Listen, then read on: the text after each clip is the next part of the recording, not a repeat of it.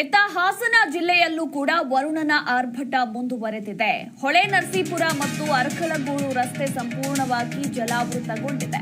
ಇನ್ನು ಅಗ್ನಿಶಾಮಕ ಠಾಣೆಗೂ ಕೂಡ ನೀರು ನುಗ್ಗಿ ಪೊಲೀಸರು ಕೂಡ ಪರದಾಡ್ತಾ ಇದ್ದಾರೆ. ನೀರನ್ನ ಹೊರಹಾಕೋದಕ್ಕೆ ಅಗ್ನಿಶಾಮಕ ಸಿಬ್ಬಂದಿ ಪರದಾಡುವಂತಹ ಪರಿಸ್ಥಿತಿ ನಿರ್ಮಾಣವಾಗಿದೆ. ಹೊಳೆನರಸೀಪುರ ಪಟ್ಟಣದ ಅರಕಲಗೂಡು ರಸ್ತೆಯಲ್ಲಿರುವ ಅಗ್ನಿಶಾಮಕ ಠಾಣೆ ಮತ್ತೊಂದೆಡೆ ಭಾರಿ ನೀರು ನುಗ್ಗಿರೋದ್ರಿಂದ ಹೆದ್ದಾರಿಗಳು ಕೂಡ ಜಲಾವೃತಗೊಂಡಿವೆ. ಹೊಳೆನರಸೀಪುರ ಟು ಚನ್ನರಾಯಪಟ್ಟಣ ರಾಜ್ಯ ಹೆದ್ದಾರಿ ರಸ್ತೆ ಕೂಡ ಜಲಾವೃತಗೊಂಡಿದೆ. ರಸ್ತೆಯಲ್ಲಿ ನಿಂತಿರುವ ನೀರಿನ ಮಧ್ಯೆ ಹೋಗೋದಕ್ಕೆ ವಾಹನ ಸವಾರರು ಪರದಾಡುವಂತಹ ಪರಿಸ್ಥಿತಿ ನಿರ್ಮಾಣವಾಗಿದೆ. ನೀರಿನಲ್ಲೇ ವಾಹನಗಳು ಚಲಾಯಿಸುವಂತಹ ಪರಿಸ್ಥಿತಿ ಬಂದೊದಗಿದೆ.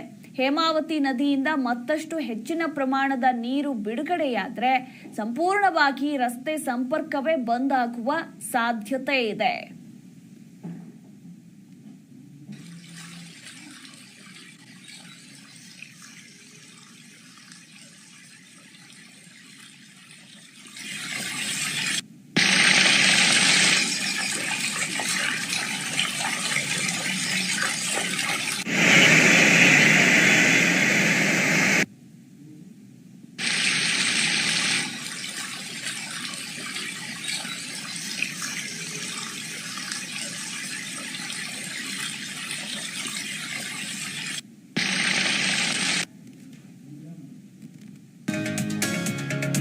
ಹಾಸನ ಜಿಲ್ಲೆಯಲ್ಲಿ ಮಳೆಯ ಅಬ್ಬರ ಹೆಚ್ಚಾಗಿದ್ದು ಸೇತುವೆ ಮುಳುಗಡೆಯಾಗಿರುವಂತಹ ಘಟನೆ ನಡೆದಿದೆ. ಸುಮಾರು 15 ಗ್ರಾಮಗಳಿಗೆ ರಸ್ತೆ ಸಂಪರ್ಕ ಕಡಿತಗೊಂಡಿದೆ. ಬೇಲೂರು ತಾಲೂಕಿನ ಬಿರಡಹಳ್ಳಿ ಗ್ರಾಮದಲ್ಲಿ ನಡೆದಿರುವಂತಹ ಘಟನೆ ಗಮನಿಸಬಹುದು. ನಿಜಕ್ಕೂ ಕೂಡ ನೀರು ಯಾವ ರೀತಿ ಹರಿತಾ ಇದೆ ರಸ್ತೆಗಳಲ್ಲಿ ಅಂತ. ಬಿರಡಹಳ್ಳಿ ಸೇತುವೆ ಮೇಲೆ ಮಳೆ ನೀರು ಯಾವ ರೀತಿ ಹರಿತಾ ಇದೆ ಅನ್ನೋದರ ಕುರಿತಾಗಿ ದೃಶ್ಯಾವಳಿಗಳಲ್ಲಿ ನೀವು ನೋಡಬಹುದು. ಬಿರಡಹಳ್ಳಿ ಬಳಿ ಹರಿಯುವ ಅಬ್ಬಿಕಟ್ಟೆ ನೀರಿದು. ಭಾರಿ ಮಳೆ ಹಿನ್ನೆಲೆಯಲ್ಲಿ ಬಿರಡಹಳ್ಳಿ ಸೇತುವೆ ಮೇಲೆ ಅಬ್ಬಿಕಟ್ಟೆಯ ಭಾರಿ ಪ್ರಮಾಣದ ನೀರು ಹರಿತಾ ಇದೆ. ಹೀಗಾಗಿ ಸುಮಾರು 15 ಗ್ರಾಮಗಳಿಗೆ ರಸ್ತೆ ಸಂಪರ್ಕ ಕಡಿತಗೊಂಡಿದೆ.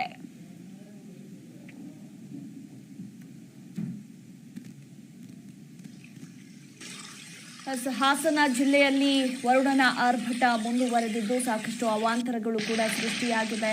ಒಂದು ಕಡೆ ಜಲಾಶಯಗಳೆಲ್ಲವೂ ಕೂಡ ತುಂಬಿ ಹರಿತಾ ಇರೋದ್ರಿಂದ ನದಿಗಳಿಗೆ ನೀರನ್ನ ರಿಲೀಸ್ ಮಾಡಲಾಗ್ತಾ ಇದೆ, ಅಂದ್ರೆ ಬಿಡುಗಡೆ ಮಾಡಲಾಗ್ತಾ ಇದೆ. ಹೀಗಾಗಿ ನದಿ ಪಾತ್ರದ ಜನರಲ್ಲಿ ಪ್ರವಾಹದ ಭೀತಿ, ಈಗಾಗಲೇ ಕೆಲವೊಂದು ಭಾಗದಲ್ಲಿ ಪ್ರವಾಹ ಕೂಡ ಉಂಟಾಗಿರುವಂಥದ್ದು.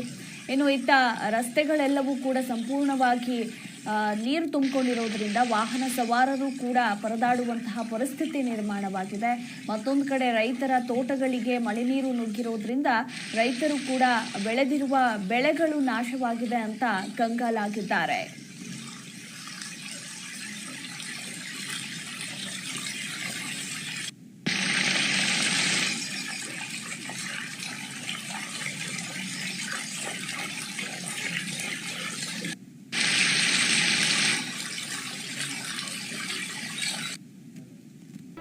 ಜಿ ಕನ್ನಡ ನ್ಯೂಸ್ ಈಗ ನಿಮ್ಮ ಮನೆಯಲ್ಲೇ ನೋಡಿ. ಎಲ್ಲ ಕೇಬಲ್ಗಳಲ್ಲಿ ಈಗ ಲಭ್ಯ. Sun Direct 292, Jio TV 1334, U digital 162, City cable 51, GTPL 17, Abhishek cables 821, Rock Line telecommunication 51, Shri Basaveshwara number 60, Vinayaka digital number 53, in digital number 896ರಲ್ಲಿ ನಿಮ್ಮಿಸ್ತದ ಜಿ ಕನ್ನಡ ನ್ಯೂಸ್ ನೋಡಿ.